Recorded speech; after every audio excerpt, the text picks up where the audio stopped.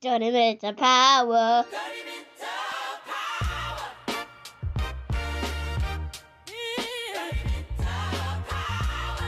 Welcome back to another lovely episode of 30 Minutes of Power, TOP, your one-stop shop for all things encouraging, entertaining, and motivating.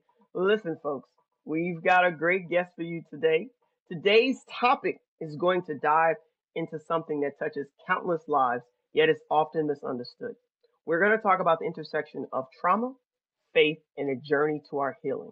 Our guest today is a combat veteran and Navy chaplain who has dedicated his life to helping individuals navigate the complex realities of PTSD and moral injury. Through his ministry, he is passionate about guiding people back to hope and equipping the church to respond with compassion and understanding. So if you or someone you love has ever struggled with trauma or question their faith in the midst of pain, this conversation is for you.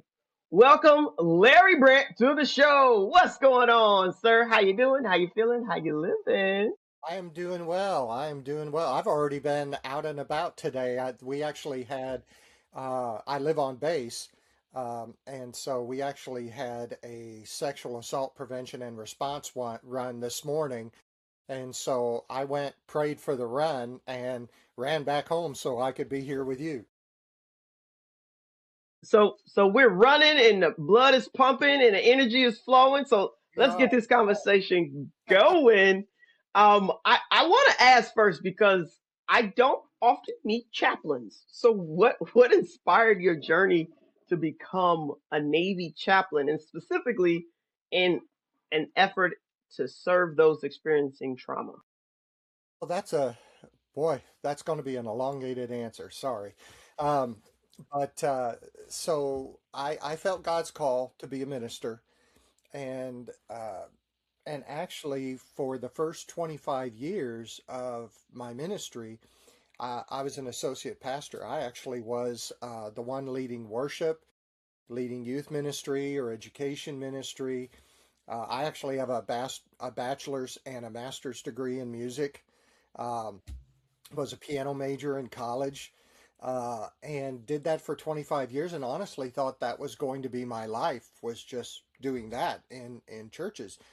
And then in my last church, which was in Lincoln, Nebraska, uh, we had a group of firefighters and police officers that were in the congregation.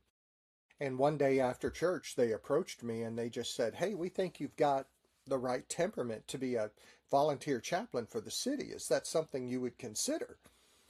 And I said, "I don't know. Let me go talk with the senior pastor." And I did, and the senior pastor was all about it. And so I prayed about it and didn't feel like God was putting up any kind of a roadblock to it. And I said, "Sure, let's do it." And so for the next 8.5 years, uh, in addition to my full-time ministry at the church, I volunteered for the city and actually became the senior chaplain for this city, supervising about 30 volunteer chaplains. And it's a terrific ministry because we do police and fire chaplaincy, and it was really cool to be able to walk into the office of the mayor, walk into the office of the police chief or the fire chief, and just say, "How you doing? How can I best pray for you today?" and hold their hand in prayer right there in their office. It was a really cool experience. And then in 2007, I went to one of my denomination's chaplaincy training events, and they told me about this event, and I told my wife it was happening during her spring break because she was a sign language interpreter for the school system there, and the training was in Hawaii. So I'm thinking, training, cheap vacay, you know, and of course she heard Hawaii, and that was all that was to it. Um, and so we went, and it was on the island of Kauai, which is absolutely gorgeous. Uh, but while we were there at the training, um, I started to get a feeling that God was kind of changing my call or evolving my call. And like Moses at the burning bush, I was telling God, God, this couldn't possibly be it. You can't possibly be calling me to this. And I thought I had three really good reasons why God couldn't be doing this, you know? And so I said, well, first of all, God, I'm already too old. I'm already past the age that the military wants to cut off for people coming in as a chaplain. So I've got to be misunderstanding this. Then at the very next session, they're talking about how, now, granted, this was back in 2007, okay? So, height of war on terror. And so they're saying, hey, Army and Navy really need chaplains. They're going to suspend the age waiver for a while, you know, and so they're going to let older people come in. And I thought, ugh, he knocked that one down. And then I thought, really, you know, the next one, I already, at that time I had two master's degrees, but I didn't have the master's degree that the military or my denomination wanted for chaplains. And so I said, God, I'm sorry, I don't have the right degree. And again, the next session, they're talking about these brand new fangled things called online learning. And so they talked about these seminaries that were doing online accredited degrees that the military was accepting. And I was like, okay, he's knocked the second one down. But I thought for sure I had him on the third one because at that time I weighed over 300 pounds. And I was a good sized boy. And and so God came back and said, well, you know, there's this thing called diet and exercise. And so I said, okay, God, I'll do this. If this is what you want, I'll do it. But please, please, please tell my wife because I don't want to.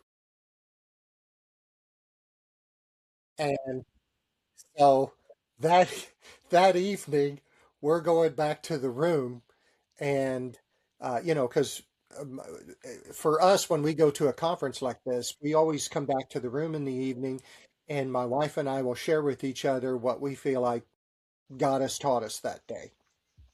Uh, and so we go back to the room, and I feel like I'm walking to the gallows because I am just going to wreck this poor woman's world.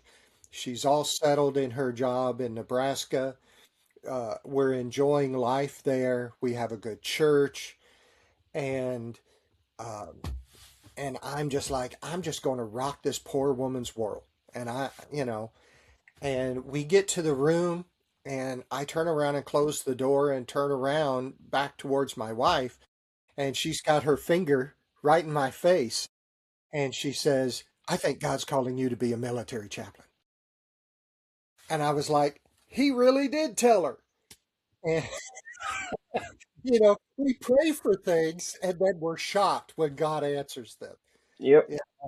Uh, and I'm the king of that. You know, I am just absolute the king of that. And so we talked for a long time that night about everything that's got to change and what this could be. And then we went to our denominational leadership and we talked to them, and they were encouraging, but they were honest about, you know, that this was going to be an uphill thing because I'm already too old. I got to go back to school, and I gotta, you know, I gotta stop doing this. And but over the next year and a half, that's exactly what I did. And I went back to school and got my Master of Divinity. That Christmas, my wife gave me hours with a personal trainer, or as I like to say, she tried to pay a 22-year-old to kill me, or at least it felt like that at first. But I went to that young man and I said, here's what I need to be able to do, and this is where I need to be.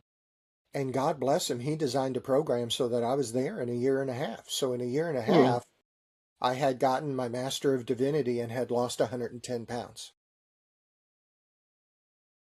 And there were times, you know, there were times I was ready to just chuck it and give up. And thankfully, I married a God-fearing woman, and she said, "Look, If this is what God's called us to do, we can't do anything else. Turn your hiney around and get back to work. And so that's what I did. Uh, and so then I came in, and I remember distinctly uh, with the Navy, it used to be you fly to Washington, D.C., and you get interviewed by a board to make sure you're what the Navy's looking for in a chaplain. Now it's all done by Teams, you know, the Teams website. And but back then you went, and um, that was an interesting experience to go and do that, and then come back home.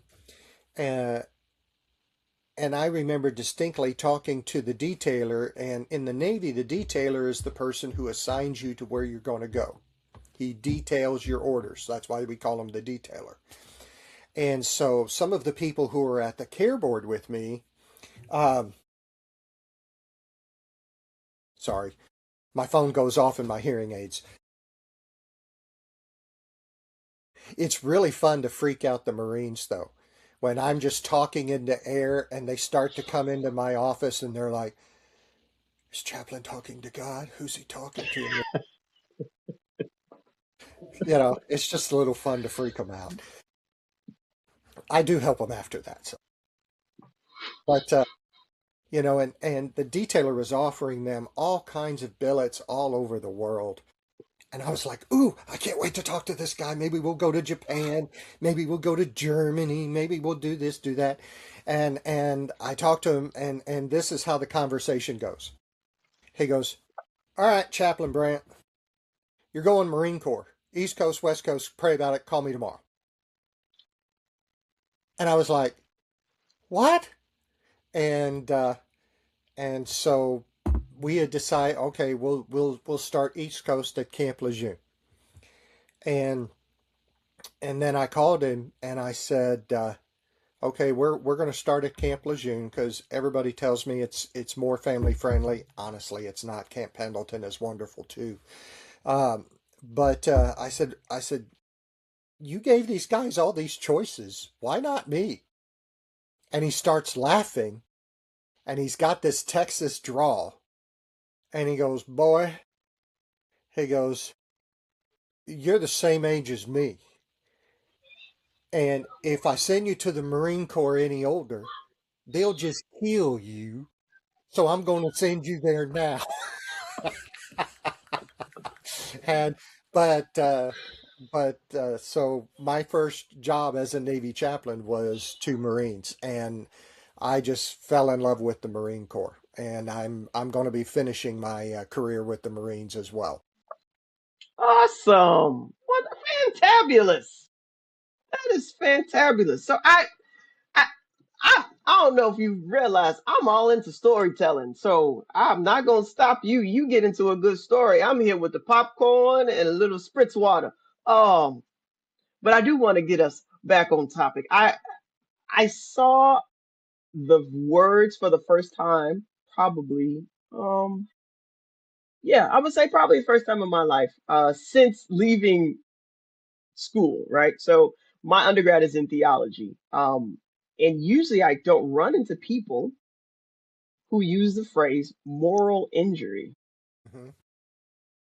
So I want to back up for a little bit and I want to give some context and kind of like set the scene. Explain in your simplest terms what PTSD is. And then I want to go into how that differs from moral injury. Yeah, happy to do that. So a lot of people have a pretty decent understanding of what PTSD is, and PTSD is fear-based trauma. And that's where something happens to us and it causes us to fear for our life, or it causes us to fear something very dramatic and drastic happening in our life. And it traumatizes us and causes us to be paranoid, to be hyper vigilant, to go to extreme measures for our safety. Um, I understand this very well because I have PTSD myself, from my experiences in combat. When somebody tries to kill you, that tends to do that. Um, and then, but moral injury, I kind of consider moral injury to be kind of like the evil twin of PTSD, because moral injury is when uh, we do something, sometimes under the orders of somebody in authority over us, or maybe we fail to prevent something, and the result of which goes against everything we believe morally, emotionally, ethically, and especially spiritually, to the point that it breaks us and we become consumed with guilt and with shame and feel like we're corrupted. One of my Marines say, I just feel like my soul is shattered. And they get to the point where they don't feel like that they're lovable by anyone, by their friends, by their family, or even by God. And they don't feel like they're forgivable. That what they did is so bad that not even God could forgive them. And it doesn't have to be someone in the military. This can happen in almost all walks of life. It was first noticed in the military. Dr. Jonathan Shea in 1994 coined the phrase moral injury in his book, Achilles in Vietnam. Looks like you're familiar with it. And, working with Vietnam veterans. Um, but, it can be in first responders. It can be in medical practitioners. It can even be in the corporate world when somebody says, you will submit the report that you did and it will say this, when that's not the reality or even being honest. But if you want to keep your job, your report's going to say this, so it benefits me. And you're afraid to lose your job, to lose your benefits. And so then you fix the report to say what your boss wants to say, but you're not being honest, and you just become consumed with that guilt and that shame. I've had some corporate people approach me and say that happened to me. Um, and and it can happen in when somebody is assaulted or is sexually assaulted, especially if in the midst of the sexual assault, their body may react a certain way. That's just biology, but they may feel like their body betrayed them because of what happened, or if in the midst of being assaulted or sexually assaulted, the perpetrator is just saying over and over and over, this happened because you did this, or this happened because you're worthless. And the person, the victim, begins to believe the words of the perpetrator and experience moral injury there. So I want to thank you for that, um, because I think that's in the simplest terms possible. I think that's easy enough for most folks to grasp and understand. Where I would like to segue into now, because you spent the beginning part of your time in leadership in the church, Hmm. you mentioned corporate, you mentioned medical, legal, military. And it can be in the church. So tell me more about this, because I think there may be people listening who are dealing with this right now Mm, and have no idea what to do. yeah. And it can happen in the church world as well. The pastor, maybe the pastor did something that goes against everything they believe in, and they're consumed with guilt, but they can continue to stay in the pulpit. They kind of preach on automatic pilot, or maybe what they preach on, they say, they may preach, but they're feeling this is good for you, but this doesn't apply to me because I'm too fallen away. Or it could be somebody, um, in leadership within the church, or somebody going to the church. And a lot of times in the church, it's mistaken for something else. It may be mistaken for burnout. It may be mistaken for backsliding. And so people make assumptions without hearing the story. And that's where I want the church to step forward, because the church should be the safe place where people with PTSD and moral injury can begin to heal and be restored.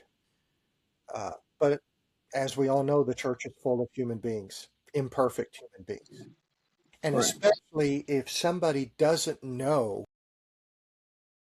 how to appropriately respond, then what happens is it actually isolates the individual. And so like I said, my background is in theology, and I've done a good amount of research in different movements, right? Hmm. In a Protestant religion, there are some movements where maybe the leadership was just really extreme, right? And so maybe they're extreme in their practices of, separation from others, right? Believing in them to be chosen, or extreme in their practices of, adhering to the law. And so here's the interesting thing: times I think the Bible is just cyclical, right? And so this moral injury, in just reading the Bible, it seems very similar to what may have been experienced during Jesus's time, where people were being asked to um, adhere and follow all these rules that were so difficult and so hard.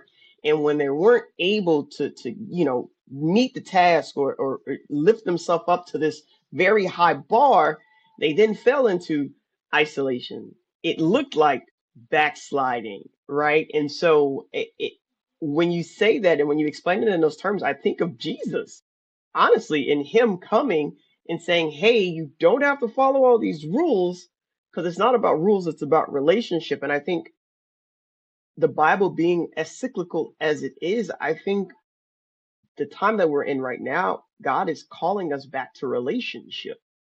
I completely agree. And you can see moral injury in Scripture, both in the Old and the New Testament. Look at Saul. You know, Saul, uh, the wars and everything that Saul did, the killing, I think took a great toll on him. And Absolutely.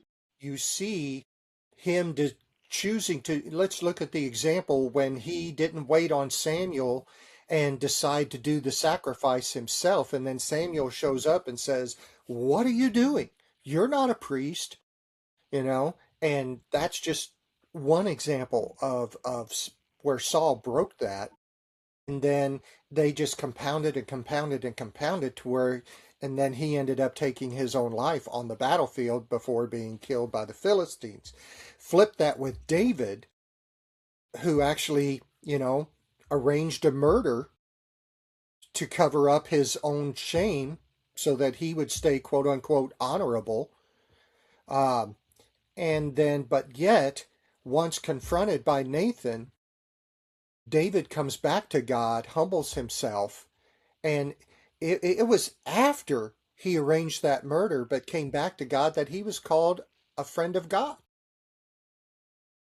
But David was restored.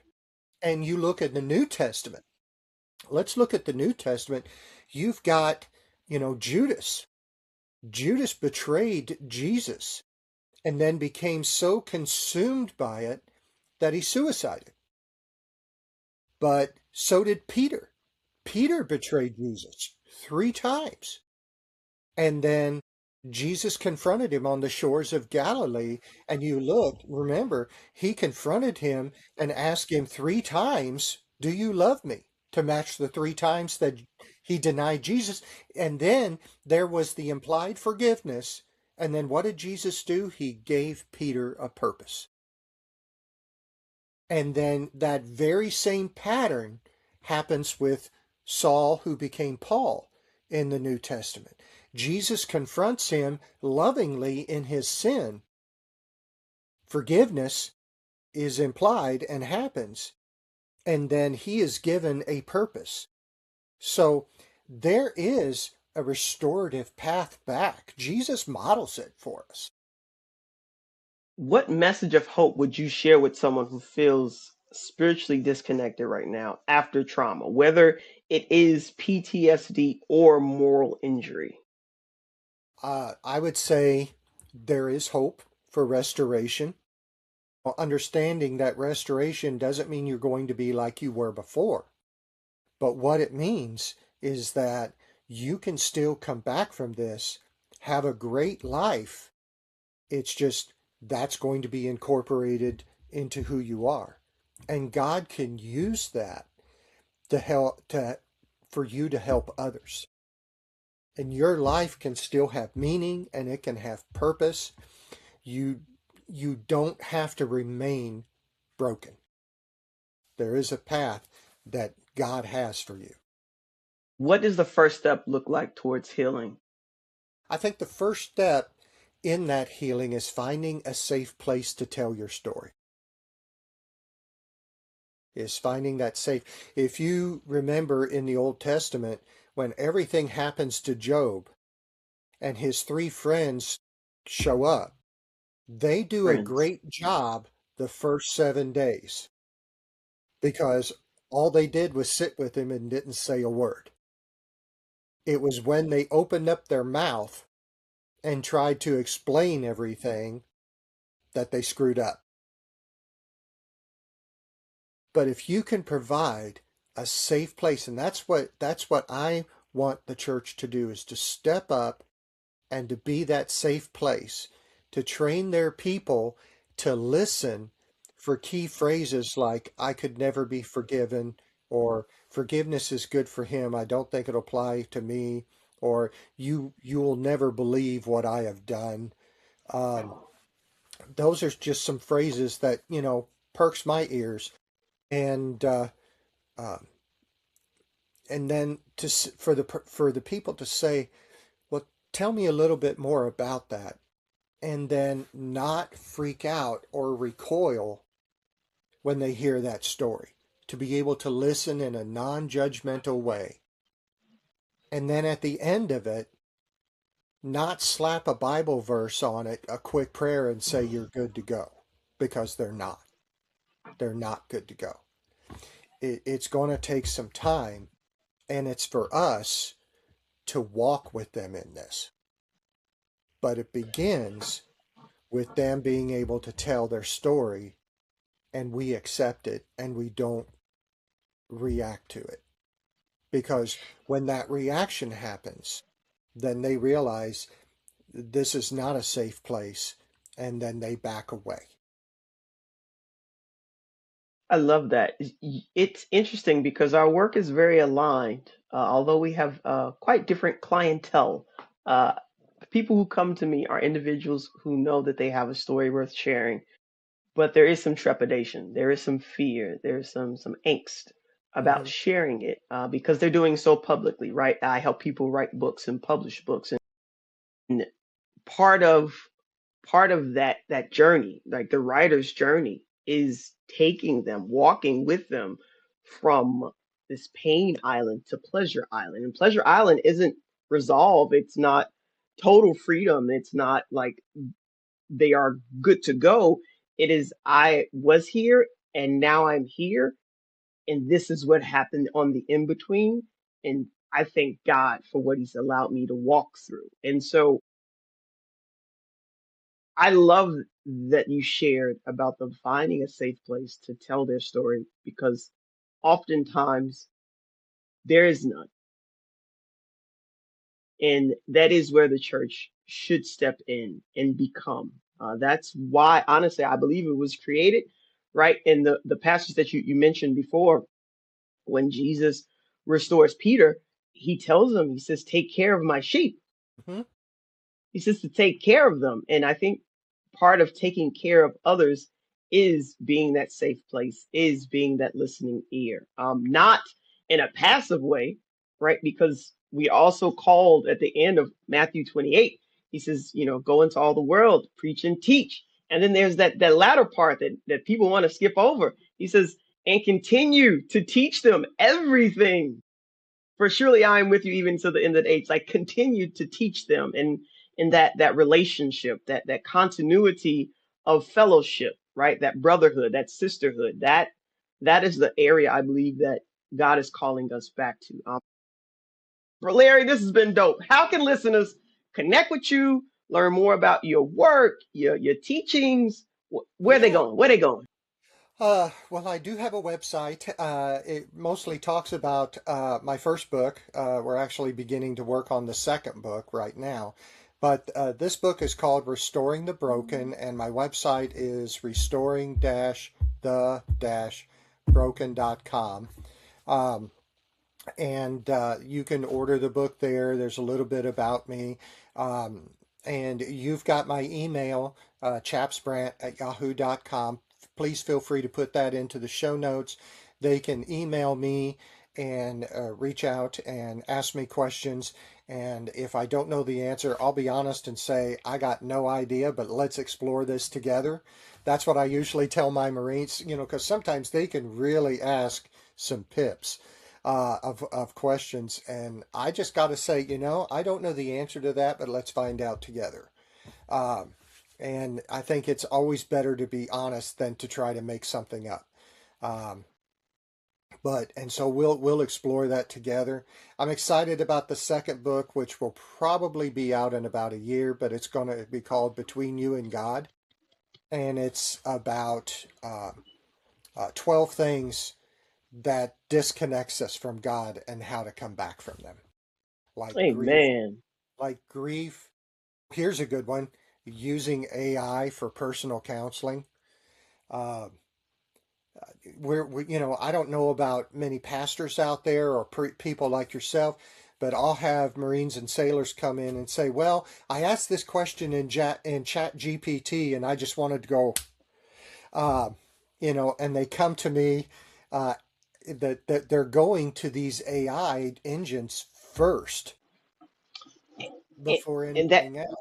that goes back to finding the safe place. AI is not there to judge them and wag their finger and tell them you're a horrible human. And so I actually I did a TED talk on that very thing about how, therapy in church and the community and even our homes sometimes they've been replaced by AI, like this safe place, this person to talk to share all my personal, feelings and thoughts with. And that's why I'm like I we have to I implore whoever's listening to this episode, please go grab this man's book, go reach out to him. There are safe places to speak. There are safe places to get everything inside on the outside because that is the way that God designed us. God designed us to be in community with one another. He designed us to be in relationship with one another, and that will never be replaced with AI ever. Yeah. And I even have a chapter in the book where you can take it to your church leadership, and there's two different types of training for your church members. There's an hour and a half training and everything you don't need. It'd be great if you want to do that. You can pay me to come in and lead it, sure. But really and truthfully, I wrote it so that your church leadership could look at that, and there's an hour and a half training and then an in-depth half-day training. And I lay out how to do both so that your own leadership can put on a training about this and train your own people on how to be a safe space. And you don't have to pay a bunch of money and bring in a fancy speaker. Uh, you can do this yourselves, and uh, and the only cost will be however much you paid on Amazon. Uh, and so I wanted this to be in very clear language, but easily understood, but also that people can take this and immediately use it in their own personal life, as well as be able to use it in their congregation and not spend a bunch of money doing it. I love that. You're making community accessible, and if they don't have the tools or the resources, you are very generously providing them step-by-step framework and guidance on how to get there. Larry, God bless you, man. God bless you. Thank you so much for being a guest on the show. And thank you, listeners, for joining us on this episode of 30 Minutes of Power. And remember to be an empowered person using your power to empower others. Till next time. Peace.